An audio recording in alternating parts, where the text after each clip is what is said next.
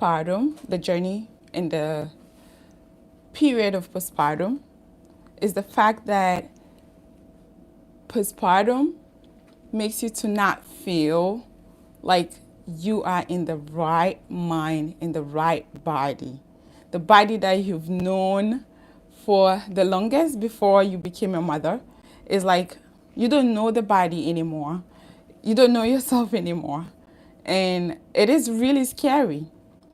It is really scary.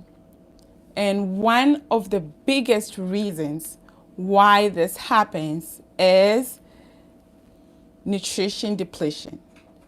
Okay? Nutrient depletion. And it is really something that goes on with a lot of women. So I am here to share with you one most essential nutrient that is very much skipped by a lot of women, especially when they are pregnant. It is not really something that we pay attention to, and this is DHA. Okay? Assalamu alaikum wa rahmatullahi wa barakatuh. My name is Halima. It's been a little bit since I came on here live, so I wanted to just jump on and share with you some of the beautiful things about postpartum and also some of the not so beautiful things about postpartum period, and then how you can help yourself. So this is really something that a lot of women are going through, but a lot of women don't talk about it. They don't talk about how they are feeling. They don't talk about how they are feeling about the postpartum period, how they are feeling about breastfeeding, how they feel about their body itself, the body that they've known for maybe years and years, for decades, right? Maybe 2 decades, 3 decades, depending on how old you became a new mother. And then if you continue to become a mother, maybe after one child, you have another, and then you have another, and you have another. It is really tasking on the body. But most of the time, we don't know the essential nutrients that really our body needs to get into pregnancy and also remain into pregnancy as healthy as we can. And when we get to postpartum, it becomes a little easier. There is a lot of cases about postpartum depression, postpartum mental health, and it is scary. For instance, when I was pregnant, it was challenging with nutrition in the first stage of pregnancy. And then the second stage of pregnancy, as a nutritionist, I wasn't really applying what my needs are to myself. And then when I got to postpartum, it was challenging because I found myself alone with my husband and 2 little kids, two little babies, okay? The same age, the same gender, the same everything. So it was challenging because I had twins. And after a little bit, I was in school before I got them, so it's really challenging. There's so much stress around my life. There was a lot of things, and it got to me. Okay, it got to me. Subhanallah. But the one thing that I did later on was to put my nutrition in place, was to make my nutrition very varied and also my nutrition on point. Okay, and one of the things, there's a lot of things that come in place to cause a lot of what what a lot of people go through, that is the postpartum mental health and the postpartum depression, the worst case scenario. Okay, so it is very, very important that when you get into pregnancy, you understand the nutrients that you need. And one of the nutrients that I'm here to share with you, like I said earlier on, is DHA. Okay, so DHA is an omega-3 fatty acid. Okay, it is a fatty acid that is found in food, primarily animal food, and not so much in plant food. So like a lot of vegan or vegetarian people would tell you that there are nuts, there are seeds, there are chia seeds, hemp seed, nuts, cashew nut, peanut, and almonds, and Brazil nuts, and a whole bunch of nuts have DHA, but the kind of DHA they have, it is not easily convertible by our body to use for brain development, for our brain development, and then our baby's brain development. Because when we get to the third trimester, that is when the baby's brain development starts to skyrocket. It becomes very speedy and very fast because the baby has to get ready to be born, right? The third trimester is when the baby, everything becomes fast and a lot of things happening, especially with the brain development. So your body, if your body does not have enough DHA, especially from animal sources, then it's gonna sap away the DHA that has already been reserved in your body. The omega-3 fatty acid that has already been reserved in your body, that would be taken out from your body, not for you to be used by your brain, but to be used to develop the baby's brain. And that is how Allah has orchestrated that. Okay? So your body will use up the omega-3s that you've been eating, you've been taking, you've been storing, your body has been storing way before you got pregnant. And then when you got pregnant, it's using up a little bit of it and then a little bit of that for you as well as the baby. But when you get to the third trimester, that is when it's used up because the brain development of your baby is fast and quick and rapid. So it's going to use up all of those things to be used by your baby's brain development. And the little bit that is left is for you. So imagine if all the omega-3 fatty acid that is in your body has been used for your baby, what is going to be left for you? Just a tiny bit. So that is why the brain of the mother changes. It's one of the reasons why the brain of the mother changes its form and its shape, and the gray matter becomes even larger, right? So it's like when you have your baby, it becomes a little challenging sometimes to even remember small little minuscule and tiny stuff that maybe before it's so easy for you to remember. And you don't even remember where you kept your keys when you're going out. You don't even remember where you left your maybe your spoon. Right now that you use a spoon in the kitchen to mix up stuff, you don't even remember how you used it and how you mixed up stuff. It's like things just go away so quick from your mind, and it's hard for you to remember so many little stuff. And moms become very anxious, and it's like, why am I in this body? I don't know this body. This body has not, as I've never been in this body before, and I feel like I am in a different world or in a different foreign body that I am not really familiar with. And that is the reason. The reason is because most of the omega-3s and most of the choline, that's another nutrient that is very essential, especially for the baby as well, but for the mother. Most of it has been used for the baby's brain development. Not for you, but for the baby. And the same thing happens when the baby comes out. So when the baby comes out and you decide to breastfeed, that is when a lot of things also happen. It says there is research nowadays that tells us that the mother's nutrition, it is not anything that affects the baby's milk.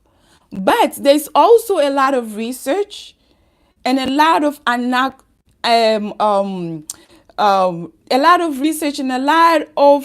telling of mothers That shows that the mother's nutrition is very, very a factor of how nutrient dense the milk, the breast milk is for the baby. And one nutrient that is very telling and very important is the DHA. So DHA, if the mother is not eating enough DHA in her food, there's no varied enough DHA, omega-3 fatty acids, then your breast milk will be lacking of DHA. But coming back to the brain development of your baby needs his brain or her brain development to continue developing even after birth. So the brain will continue to develop 6 months, 8 months, 1 year, and up to like maybe 3 years. So your reserve will be transferred to the baby. So if you eat enough and you nourish yourself with the essential nutrients, not the nutrients that your body can make, maybe when you eat certain food, your body can use up the nutrient to convert it to become another nutrient to be used in place of what is actually needed. But these essential nutrients, when we say essential, means you must get it. It's a must.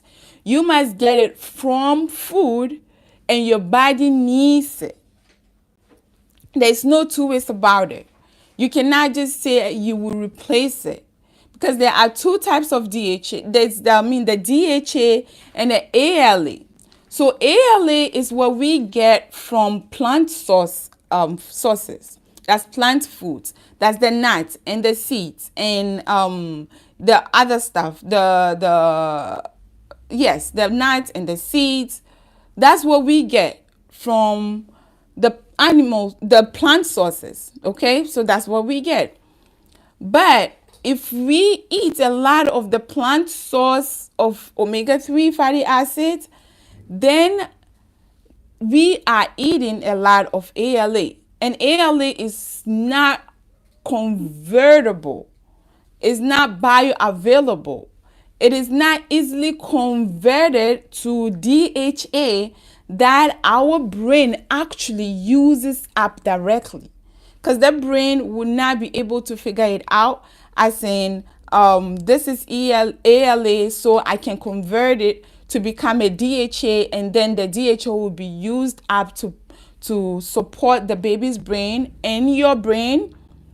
DHA is what the brain requires. So if you are not eating enough of it, then there is a problem. A lot of women go through that. And I have gone through that a little bit. Yes, a lot of women go through that because it is not enough. What they have reserved for a long time before they got pregnant has been used up in the first trimester and the second trimester. And then in the third trimester, if you even continue to eat, it has been used up for the baby, like I said earlier. So you need to pay attention to that. Eating a whole bunch of plant food is very, very important, like the vegetables, like colors, but you also have to add enough enough animal sources in your food, especially the seafoods. So what are the seafoods that you can add? Those are, I have an acronym for it, and it is the SMASH. Even though there is a lot of animal foods that you can add, and then especially the seafoods that you can add, but this is as easy as it can be. It's called SMASH, and it's SMASH. So the first S is the salmon. You have to make sure you add a lot of salmon in your food. Make sure that it's wild caught. Even if it is not wild caught, it's still DHA in it. Even though it is not going to be enough, it's not going to be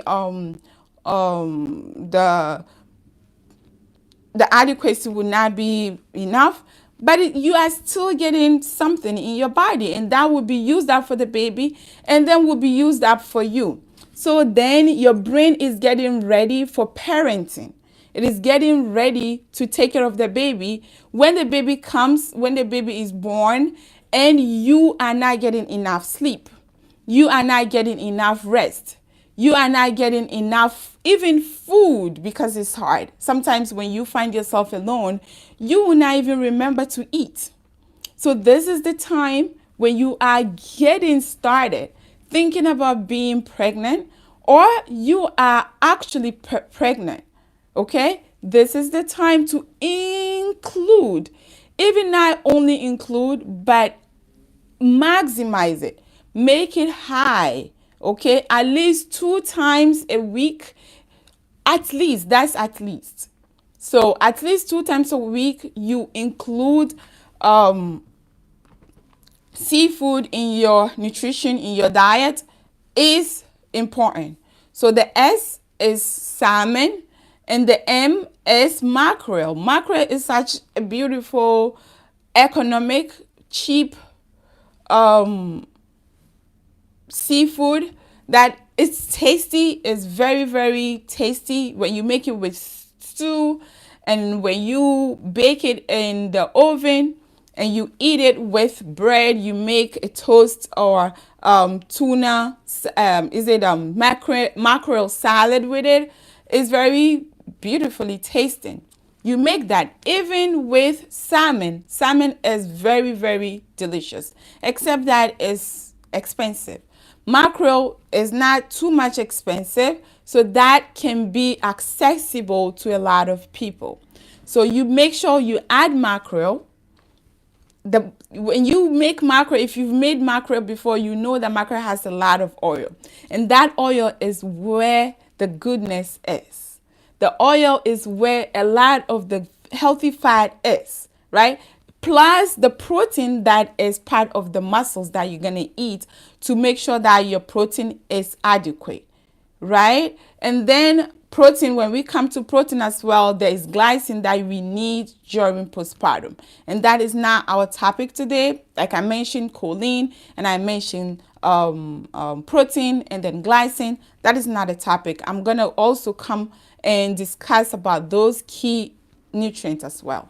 So the M is mackerel, and the A is anchovies. Anchovies are great.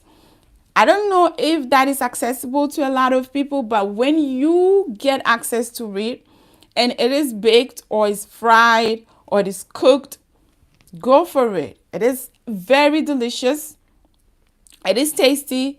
It has a lot of omega-3 fatty acids that your brain needs. The brain does not need to be deprived from all of those good stuff from these kind of food. So make sure you maximize your nutrition in this area. And then when we get to the S, the other S is maybe shrimp. Okay, you add shrimp in your food. Shrimp is delicious. There's no two ways about it. And then the H is herrings. Okay, so herrings is also a staple for a lot of people. When I was growing up, herrings was one of the fish that a lot of people use in making like soup that doesn't have a lot of meat or doesn't have a lot of ingredients in it, and it maximizes the flavor. Okay, it makes the flavor so delicious. So dried herrings is primarily used in some part of Ghana that I grew up in, and the herrings are smoked and they are dried, and we grind it into powder and we put it in a lot of soup, and the soup tastes amazing. Even though there's not enough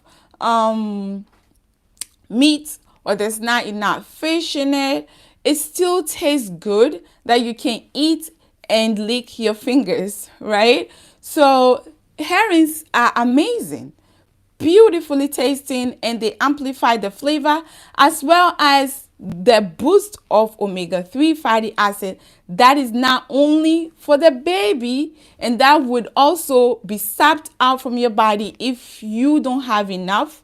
There's no two ways about it. Your body will take it away for the baby. And then it's what you get, enough will be reserved for you. So how much do you think is going to be reserved for you if you don't eat enough? Even if you eat enough, you still need that postpartum for your breast milk, because your breast milk has to have enough of DHA to support the baby's brain development. Okay, so baby's brain development, we all aspire to have smart babies. Not only smart babies, but babies without any problem with neurological things that's going on nowadays, right? So we aspire to have that. So in as much as possible, I'm not saying that when you eat variedly or you eat on point and everything, nothing is going to happen. Allah knows how He creates. We cannot tell Allah to create what we want, right? He creates the way He wants it. But we have to tie our camel, okay? We have to tie our camel and make sure that we do our best to get everything else on point and leave the rest to Allah. Leave the rest to the Creator, the fashioner, right? For Him to do his what He alone knows how to do best, right? So this is just a little bit of something that I wanted to share about DHA. So DHA can be to recap it a little bit, DHA is very essential. And when we say essential, essential means it is not made by your body by converting other food sources or other nutrients. It has to have the right nutrients. The actual is very, very specific. The actual nutrient that the body needs to make that ingredient or to make that nutrient. So DHA is one of it. It is essential. We have to eat certain food to get that. And DHA is an omega-3 fatty acid. So we have omega-3 fatty acid, and we have omega-6, and we have omega-9. That I did not mention. Omega-6 are found in nuts and seeds. Okay, nuts like nuts like cashew, like almond, like walnut, a whole bunch of it. Brazil nut, peanut, and all of that. And then omega-9 is found in the oils, the factory produced oils, like the corn oil, the vegetable oil, and other food sources, and also the hyper processed foods like the chips and all of those other packaged foods that we have in the market. So those are very high in omega-9, and that is what we don't want at all. Even though we want just a teeny tiny bit of it, our body can utilize it, but that is something that we have to avoid as much as we can. Okay, and the omega-6 should be around maybe 1. If we are comparing omega-3 fatty acid to omega-6 fatty acid, how much we should be eating and how much we should be consuming, it should be 9:1. That is the omega-3s, that is the DHA that the brain loving fatty acid is the omega-3, and that should be the 9 in ratio. And then the omega-6, that is what we get from animals, plant sources, and that is the 1. So you see the variation is 9:1. 9:1, that's huge, right? Okay, that is a lot. That is huge, and that is how much our body should be getting when we are planning to get pregnant, whilst we are pregnant, in our 3rd trimester, and then after pregnancy. Because after pregnancy, when you decide to breastfeed, it's going to go away through the baby's milk. And your body will be left with a little bit. And that's when all the forgetfulness, all the moodiness, all the anxiety, all the like, I don't feel like myself anymore starts to creep in. And that is something that we have control over, and we should take the control from now, right now that you are thinking about it, right now that you are watching me, right now that you have this information. Okay, so that is omega-3 and then omega-6 for you. Even though sometimes the animal sources, is better, but the plant sources, what the research says is the vegan food doesn't have enough. That is the plant sources, or the vegetarian food doesn't have enough, and is not even converted properly for our brain to use and then be used for the development of the baby's brain, right? But the only plant source of omega-3 is seaweed. So seaweed, you get that, that's the algae, okay? That's the algae, that's the algae is found in oceans and in seas. So that is the only plant source of DHA, and it actually has DHA, some kind of DHA in it. And remember, when I was mentioning some of the foods that have the highest amount of DHA, I mentioned all seafood, right? I mentioned the salmon, I mentioned the mackerel, I mentioned the anchovies, I mentioned the shrimps and the mussels. I also mentioned the herrings. So those are the foods. And then the seaweed, or the algae, not the seaweed. The algae is actually contained, or is gotten in the sea. And that is high in omega-3 fatty acid. That's the only plant source that has omega-3, the only plant food that has actual real DHA in it. So there you have it. If you have any question whilst I close. Yeah, I'm actually from Ghana originally. And yeah, I'm actually from Ghana originally. You can let me know as well where you are watching me and where you are from, so we can connect better, inshallah. Anaya. All right, and thank you for joining me. So you have any question, you can let me know in the comment section below, like you have typed, and then I will be able to answer the question. Otherwise, if you have not subscribed yet, please don't forget to subscribe to my channel and help the channel grow, and help the channel information get to the people who are truly interested in this kind of topics. Okay, and also don't forget to like this video, as liking also helps to boost the video and the channel as well. So please share it. If this is not an information that you need in your life right now, don't forget to save it, and also share it to other mamas who you think need the information at this moment, or might need it later on in their journey of preconception, pregnancy, and postpartum, and then also breastfeeding. So I am a perinatal nutritionist. I'm also a doula.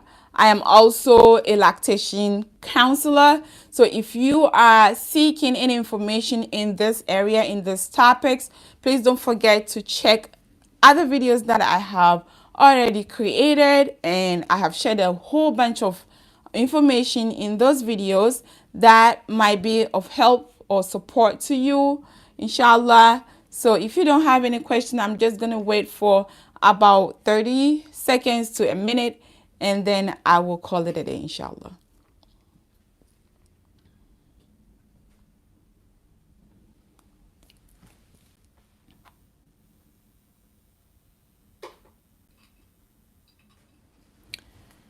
Yeah, so I guess there's no questions, and I will close it for now. I'm going to call it a day for now. And I regularly come on live, so please do check back when I come on live and then engage with my video. And until I see you next time, inshallah, be in the best of health and iman.